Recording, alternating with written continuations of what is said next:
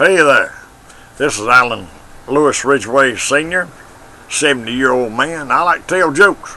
And what I'm going to do is tell you a few comedy jokes here. Me and my friend Billy Reeves here is helping me out with them. And I just want you to sit back and relax. And I got a little bit of sinus trouble and I have to hack or something like that, you'll understand. First one I'm going to tell you about is the brown saddle. That's right, the brown saddle. When a police officer goes to work for the sheriff's office, for the first month or two, he has to ride with an older deputy until he can go to the police academy. And after he graduates from the police academy, he can ride by himself. So he's done finished the academy, then got bona fide and certified, and this is the first time he's riding by himself. He's on the third shift at 1 a.m. in the morning, and they give him a prank call. The dispatcher and the other deputies are in on it, and it sounds sort of like this here. Car 4 County.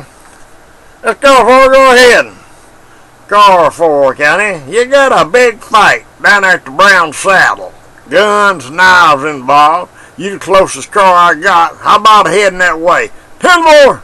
Oh, he's heading that way. He's looking to the left, looking to the right, driving that patrol car down 85, 90 mile an hour down the road, looking to the left, looking to the right, looking to the left, looking to the right, trying to find the Brown Saddle. Can't find it nowhere. So he pulls over, pulls out the bad beer joint book, which is on the front seat, and he goes through there. Brown saddle, brown saddle, brown saddle, brown saddle, brown saddle. Can't find it nowhere. So he pulls back on the road, and down the road again, looking to the left, looking to the right. Finally, he gets peace of mind, and sweat just pouring off of him. He decides to call in and ask. Sounds like this here. County car 4? Oh boy, he is stressed out, sure enough. Go ahead, car 4. County, where's the Brown Saddle located? Car 4, stand by. Let me check my map just a minute. Car 4 County, go ahead. The Brown Saddle's located about 2 foot from a horse's rear. 10 more. Oh, he is tore up. He would like to break that dispatcher's neck, but he knows he can't do that. He says, I know what I'll do. I know what I'll do. When I get back to the station there, I'm going to let the air out of his tires. That's right. If he asks me, did I do it? I'll say, oh, no, no, no. They got an air thief in the county, and big boy, you must have had the closest car. Now, you know when the deputy's on his way home, you know what's the last thing he's thinking about in his mind? They ought to put that bad beer joint book in alphabetical order. That's right. I had Aunt Lucille. My Aunt Lucille had 12 young'uns, 12 children, that's right. And one day I asked her, I said, Aunt Lucille, you got 12 young'uns. What in the world caused you to have so many? She said, cause them hard of hearing. I said, cause you hard of hearing, cause you to have 12 young'uns? She said, that's right. Every night, your Uncle John would say, hon, you going to sleep or what? And I'd turn over and say, what? Yeah. Let me tell you about this good-looking blonde. Blonde walking down the sidewalk. She's holding the puzzle up in front of her. She's saying 55 days, 55 days, 55 days. Man walks up behind her, taps her on the shoulder, and says, hon, why do you keep saying 55 days? She says, oh, I'm so proud of myself, I just don't know what to do. I finished this puzzle here in only 55 days. On the box it said 1 to 2 years. I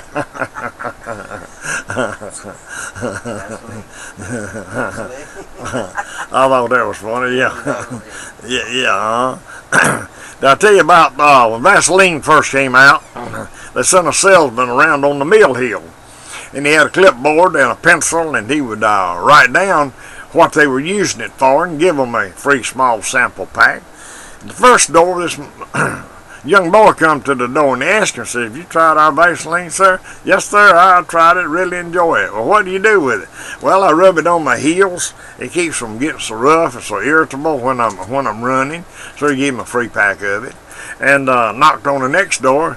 The elderly woman come to the door and he said, ma'am, have you tried our new product Vaseline? She says, I sure have. So I put it under my eyes and put it around on my cheeks up here, makes them good and soft, and give her a pack. Knocked on the next door. This young housewife came to the door.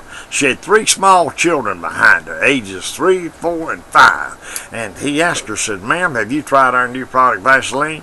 She said, sure have. He said, ma'am, what do you do with it? So me and my husband use it when we have sex. He just blushed and said, ma'am, may I ask how? She said, sure. We put it on the doorknobs so the kids can't get in the bedroom. Come here, Lamar, you try it. I can't get it either. It's real slick. Yeah. Yeah. Hey. I can't see it. All right.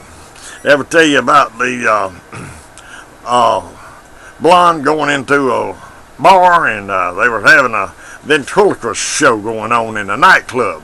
So while waiting on her girlfriend, she went down there and sat down and decided just to listen to what he had to say. And he had a little dummy on his knee, and they were telling dumb blonde jokes. And she says, sir, quit telling them dumb blonde jokes. That I'm a beautiful blonde, and I didn't come here to be insulted or being hurt.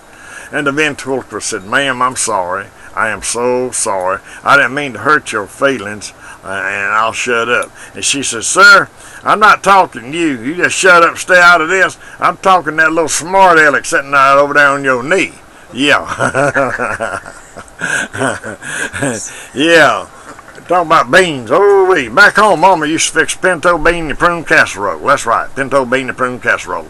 That thing was low in fat and high in fiber, and those kids very much loved it. Mama called it the running gun. I'll give that a run to the outhouse. Okay. Granny stole a can of peaches. Granny stole a can of peaches. That's right. She's taken before the judge. The judge said, Granny, what did you do? Granny says, I shoplifted a small can of peaches, Judge, just a little bitty can. In fact, there wasn't but 6 peaches in there. Judge said, tell you what, Granny, I'll tell you what I'm going to do.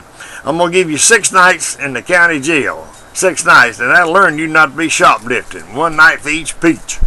And boy, she was about to pass out. And her little husband, about 3 rows back, done had a drink, stood up and said, hold on a minute, Judge. Hold on a minute, Judge. She also stole a can of peas, restaurant size. Yeah, restaurant size. Yeah. Now, this is funny. And it has, Indians got pretty names, okay? And some of them have names are sort of to the right. I mean, they're still pretty, yo. This blonde was standing up at the bar having her little drink. This Alabama drunk boy come in, walked up behind her, taps her on the shoulder and says, hey, pretty baby. Says, what's your name? Well, she turns around, looks him up and down, and she replies, don't even bother. Oh, that's real pretty. Is that Indian? Is that Indian? Marriage, yes, marriage. Marriage has 3 rings. Engagement ring, wedding ring, suffering. That's right, suffering.